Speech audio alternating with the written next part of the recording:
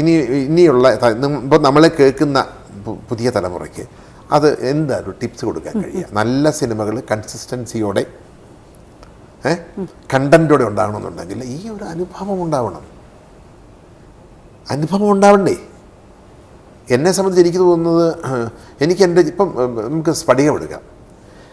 സ്ഫടികം cinema ഉണ്ടായതിൻ്റെ പിന്നിൽ ആരും എനിക്ക് കൊണ്ടുതന്ന കഥയല്ല, ആരും എനിക്ക് വേണ്ടി എഴുതിയ തിരക്കഥയല്ല, ആരും എനിക്ക് വേണ്ടി എഴുതിയ ഡയലോഗുകളുമല്ല. സാർ ചാക്കോ മാഷെ ജീവിതത്തിൽ ഒരു ചാക്കോ മാഷെ സാർ എവിടെയെങ്കിലും കണ്ടിട്ടുണ്ടോ?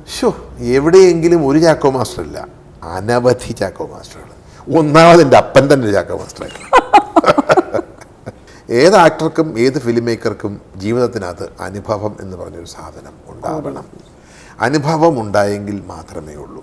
അതാണ് നേരത്തെ പറഞ്ഞത്. സ്ഫടികം എൻ്റെ ജീവിതത്തിനകത്ത് എനിക്കറിയാവുന്ന എൻ്റെ കര, എൻ്റെ നാട്, എൻ്റെ അപ്പൻ, എൻ്റെ ആലുമുട്ടി തോമസ് സാറ്, എൻ്റെ പിള്ള സാറ്, എൻ്റെ ഭൂതലിംഗം സാറ്, നിരവധി ചാക്കോ മാസ്റ്റർമാർ സാർ. എത്ര ചാക്കോ മാസ്റ്റർമാരെ പ്രത്യേകിച്ച് അന്നത്തെ കാലഘട്ടത്തിൽ ചാക്കോ മാസ്റ്റർമാരല്ലേ ഉള്ളൂ, സത്യം. പക്ഷേ ഇന്ന് ഇപ്പോൾ ഈ അടുത്ത കാലത്തൊക്കെയാണ് ഞാൻ പറഞ്ഞു, ഒരു ഹോംവർക്ക് ചെയ്ത് തെറ്റിപ്പോയെന്ന് പറഞ്ഞൊരു ടീച്ചറെ പിടിച്ച് ഒരു കുഞ്ഞിനെ പട്ടിക്കൂട്ടിലിട്ടത്. പക്ഷെ അന്നത്തെ ചാക്കോ മാസ്റ്റർമാർക്ക് ഒരുപാട് പക്ഷാഭേദം ഇല്ലെന്നോ? അതെ, എക്സാക്ട്ലി. That is. ഞാൻ ആ പോയിന്റിലേക്ക് വരാൻ പോകുന്നത്. അന്നത്തെ മാസ്റ്റർമാർക്കെല്ലാം നീ പഠിക്കണം, നീ പഠിക്കും മകനെ, മനസ്സ് എവിടെയോ കേഴുന്നുണ്ട്. എനിക്കറിയാം അങ്ങനത്തെ പല മാസ്റ്റർമാരുടെയും ആ കേഴലിൻ്റെ മർമ്മരം ഞാൻ അനുഭവിച്ചിട്ടുണ്ട്. സോ ഇൻറ്റിമേറ്റഡ് ആണ്. അപ്പോൾ അവർ ഒരു കാർക്കശ്യത്തോടെയൊക്കെ നമ്മളോട് പെരുമാറുന്നുണ്ടെങ്കിൽ പോലും നീ പഠിക്കണം, നീ എന്താ പഠിക്കാതെ, നീ പഠിക്കണം, പഠിച്ചാൽ നിനക്ക് എടുക്കാനൊക്കെ ഉള്ളൂ. ഇന്നതല്ല. ഇന്നൊരു ഭയങ്കര ഒരു ബിസിനസ് ഔട്ട്ലുക്കല്ല, ജസ്റ്റ് മാർക്സ്. ശരിക്കും മാർക്ക് ഞങ്ങളുടെ ആവശ്യമില്ലാത്ത മത്സരബുദ്ധി ഇല്ലേ? ഇപ്പം ഞാനൊരു കാര്യം പറയാം. എൻ്റെ ജീവിതത്തിൽ എന്നെ ഞാനാക്കി തീർത്ത, if someone assess me that I am little, fine, എനിക്ക് തോന്നുന്നു ഐ ആർ ദ ഗ്രേറ്റ് ഞാൻ മാറ്റി യു ആർ ഗ്രേറ്റ് എന്ന് പറയും. ഐ ആം എ ലിറ്റിൽ അല്ല സാർ. സാറിൻ്റെ സിനിമകൾ കണ്ടു കഴിഞ്ഞാൽ ഒരിക്കലും തെറ്റിദ്ധരിക്കരുത്. ഞാൻ ഈ ഒരു വേളയിൽ ഇപ്പോൾ അങ്ങോട്ട് ഞാൻ എന്നെ അങ്ങനെ ചുരുങ്ങി പറയുന്നതല്ല. എന്നെ പഠിപ്പിച്ചിട്ടുള്ള എൻ്റെ ഓരോ ദിവസത്തെയും എൻ്റെ അനുഭവങ്ങൾ, ഞാൻ എൻ്റെ വീട്ടിലെ തിയേറ്ററിലിരുന്ന് എല്ലാവരും സിനിമകൾ കണ്ട് സർവ്വ ആർട്ട് മേളകളിലും ഓടി നടക്കുമ്പോൾ ഞാൻ പാരാതിരുന്ന് എൻ്റെ തിയേറ്ററിലിരുന്ന് ഞാൻ സിനിമകൾ കാണും. ഓരോ സിനിമകൾ കാണുമ്പോൾ ഓരോ പെരുന്നാളുകൾക്ക് കുഞ്ഞു പിള്ളേർ കാണുന്ന ഇങ്ങനെ കണ്ണഞ്ചിപ്പിക്കുന്ന കിലുക്കങ്ങൾ കാണുന്ന പോലെ ഞാൻ ഇതെന്തെല്ലാം തീമുകളാണ്, മേക്കിങ്ങിനകത്ത് തന്നെ എന്തെല്ലാം രീതികളാണ്. ഇതൊക്കെ ഏത് കാലത്ത് നമുക്ക് വല്ല ഹോളിവുഡിൽ എങ്ങനെ ജനിക്കാൻ കഴിഞ്ഞിരുന്നെങ്കിൽ, അല്ലെ കുറച്ചുകൂടെ പണം ചിലവാക്കി സിനിമ എടുക്കാൻ പറ്റുന്നൊരു വേദിയിലായിരുന്നിരുന്നുവെങ്കിൽ എന്ന് ഞാൻ എപ്പോഴും ആഗ്രഹിച്ചല്ല കൊതിച്ചു പോകാറുണ്ട്. ഞാൻ പറഞ്ഞ മനസ്സിലല്ലേ? അപ്പോഴാണ് നമ്മൾ ചിന്തിക്കേണ്ടത്, നമ്മൾ മറ്റു പലരിലും വളരെ വളരെ വളരെ വളരെ വളരെ താഴെയാണെന്ന് തന്നെ വിചാരിച്ചാലേ ശരിയാവുള്ളൂ. ഇവിടെ വരുന്ന എത്രയോ നല്ല സിനിമകൾ എന്നെ പ്രചോദിപ്പിക്കുന്ന, എന്നെ എക്സൈറ്റഡ് ആക്കുന്ന ഏതെങ്കിലും ഒരു സിനിമ കണ്ടാൽ ഞാൻ അപ്പം തന്നെ ആ വ്യക്തിയുടെ നമ്പർ തപ്പിപ്പിടിച്ച ആളെ വിളിച്ച് കൺകാലിറ്റി തിരിക്കും. അങ്ങനെ പറയുകയാണെങ്കിൽ പെട്ടെന്ന് സാറിനെ എക്സൈറ്റ് ചെയ്യിപ്പിച്ചിട്ടുള്ള സിനിമ, അങ്ങനെ സാറ് വിളിച്ചിട്ടുള്ള സംവിധായകൻ? ഞാൻ എല്ലാവരുടെയും പേര് പറയണ്ട, ഒരാളുടെ പേര് പറയാം. സലീം അഹമ്മദ്. ഞാൻ അയാളുടെ ആദ്യ സിനിമ ആദാമിൻ്റെ മകൻ അബു, ഈ സിനിമ കണ്ടിട്ട് വളരെ കഷ്ടപ്പെട്ടിട്ട് ഞാൻ ആ നമ്പർ എടുത്തത്. അവസാനം മധുവമ്പാട്ട് ആ നമ്പർ തന്നെ ഞാൻ വിളിച്ച് സിംപ്ലി എക്സൈറ്റിംഗ് ഫിലിം. കാര്യം ആ സിനിമയുടെ ഒരു ഭയങ്കര ഒരു ഫെൻറ്റാസ്റ്റിക് മേക്കിംഗ് അതൊന്നുമല്ല, അതിനകത്തൊരു ടെക്നോളജി ഒന്നുമല്ല ഞാൻ കണ്ടത്. ഏത് ഹൈന്ദവനും ക്രൈസ്തവനും മുസൽമാനും കാണണ്ട, ഇന്ത്യ മഹാരാജ്യം ഒട്ട് കാണേണ്ട ഒരു സിനിമയാണ് തോന്നി. ഞാൻ പറഞ്ഞ മനസ്സിലല്ലേ? നമ്മുടെ മനസ്സിനെ അങ്ങനെ ഇളക്കാൻ കഴിയുന്ന ഏത് സിനിമ കണ്ടാലും ശരി, അത് irrespective of big or small നമ്മളെ വിളിച്ചിരിക്കുക എന്നുള്ളതാണ്. അതാണ് ഞാൻ പറയുന്നത്, എന്നിലെ സിനിമ പഠിത്തം എന്നൊരു ഒരു തേർസ്റ്റ്, ഒരു പാഷൻ ഏത് ഫിലിം മേക്കർക്കും ഉണ്ടാവണമെന്ന് ഞാൻ പറയുന്നത്. അവിടെയാണ് ഞാൻ പറയുന്നത്.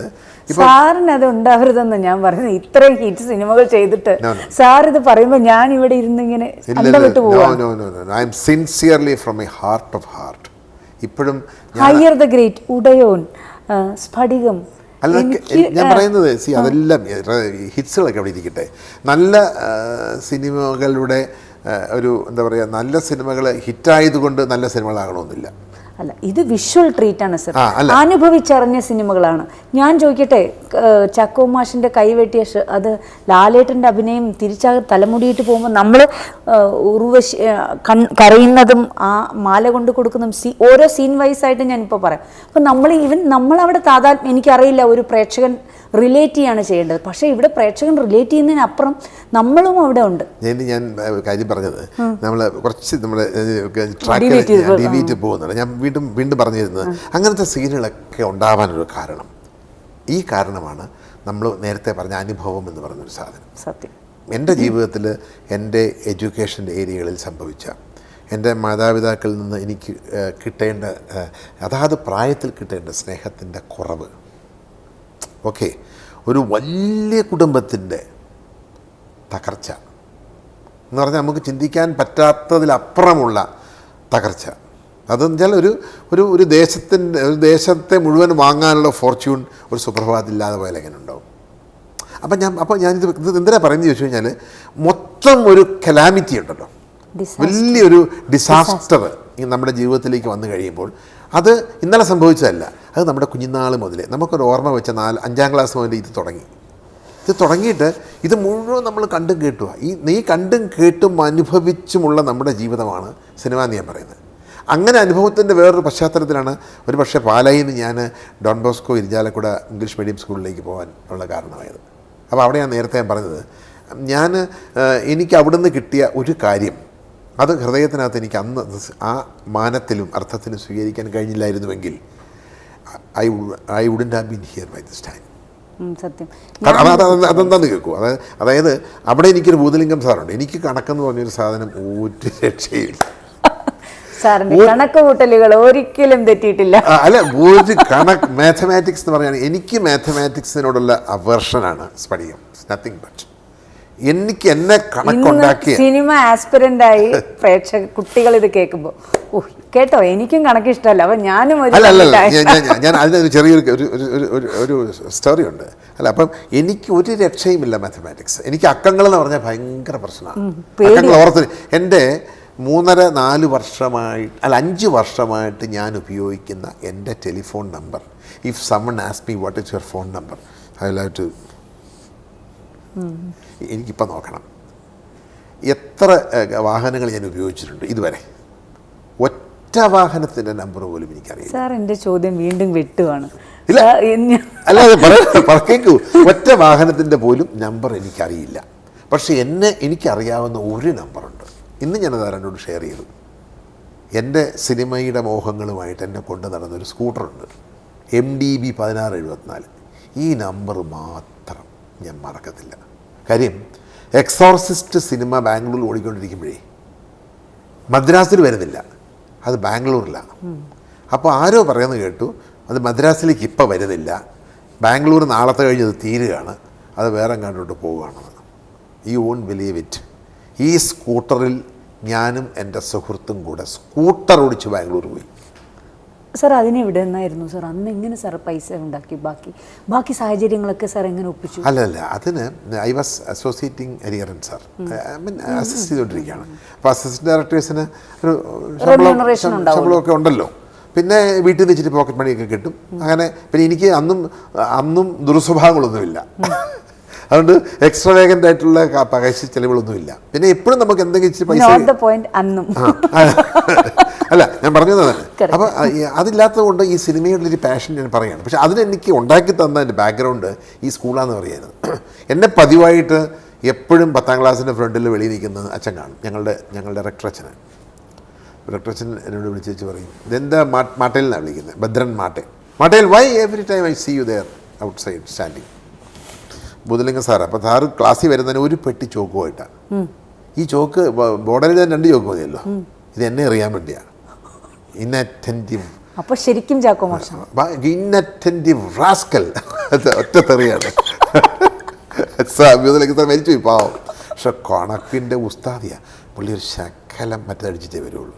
രാവിലെ പട്ട ഇച്ചിരി പട്ടയൊക്കെ അടിച്ചിട്ട് പുള്ളി വരും. പക്ഷെ ഒടുക്കത്തെ പഠിപ്പിക്കുകയാണ് അദ്ദേഹത്തിൻ്റെ ക്ലാസ്സിൽ. അതായത് പുള്ളി എന്നെ ഇപ്പോൾ 8ാം ക്ലാസ് മുതൽ പഠിപ്പിക്കുകയാണ്. 10ലായപ്പോൾ പുള്ളി ഒരു രക്ഷയില്ല. അപ്പോൾ ഈ സ്ഥിരം എന്നെ ഈ വാതക്ക് നിൽക്കുന്നുണ്ട്. അപ്പം റെക്ടർ വിളിച്ചുകൊണ്ട് പോയി അവിടെ തമിഴച്ചനാണ് കൊണ്ട് ഇരുത്തിച്ച് പറഞ്ഞു, hey I am always seeing you standing outside, what's your problem? ഞാൻ പറഞ്ഞു, my problem is nothing but mathematics. Why is a big deal man? Mathematics is nothing. അപ്പോൾ ഞാൻ പൊട്ടിച്ചിരിച്ചു. എന്താണ് അങ്ങനെ പറയുന്നത് വെച്ചു എന്ന് പറഞ്ഞു. I will teach mathematics, take a paper and a pen. അച്ഛനൊരു പേപ്പർ തന്നു, പേനയും തന്നു. അച്ഛനോട് പറയുക, now you calculate, you write 6 plus 4. What is it? അപ്പം അച്ഛൻ്റെ മുതൽ പൊട്ടിച്ചു. Right man. I wrote. ഇത് പിന്നെ 3 minus 1. Again I laughed at him. You write first. Correct. 6 plus 4 is 10. 3 minus 1 is 2. നീ കൂട്ടാനും കുറയ്ക്കാനും പഠിച്ചാൽ മതി. You don't have to learn anything. The rest of the mathematics, you just forget it. കണ്ടോ, നിന്നിലുള്ള ഒത്തിരി കഴിവ്. എൻ്റെ അച്ഛൻ എന്നെ 5 വർഷമായിട്ട് എന്നെ അറിയാം അവിടെ. അപ്പോൾ ഞാൻ ഡ്രാമ എഴുതാനും അഭിനയിക്കാനും പാട്ട് പാടാനും ഓർക്കസ്ട്ര എല്ലാത്തിലും ഏറ്റവും ഫോർ ഫ്രണ്ടിലാണ്. നിന്നിൽ അതല്ലാത്തൊരു എക്സ്ട്രാ വേക്കൻസി ഉണ്ട്. നീ അത് കണ്ടുപിടിക്കുക, നീ അതിൽ നോക്കുക. ഇതൊരു വളരെ ഫ്രണ്ട്ലി മെസ്സേജാണ്. ഇന്ന് കണക്ക് പഠിക്കാത്തവർക്കും കണക്ക് ഇഷ്ടമല്ലാത്തവർക്കും, ഇവൻ കണക്ക് പഠിച്ചിട്ടില്ല എന്ന് ചിന്തിക്കുന്ന ടീച്ചർമാർക്കും, എൻ്റെ മോൻ എന്തുകൊണ്ട് പഠിക്കുന്നില്ല എന്ന് ചിന്തിക്കുന്ന പേരൻസിനും ഇതൊരു ഫ്രണ്ട്ലി മെസ്സേജാണ്.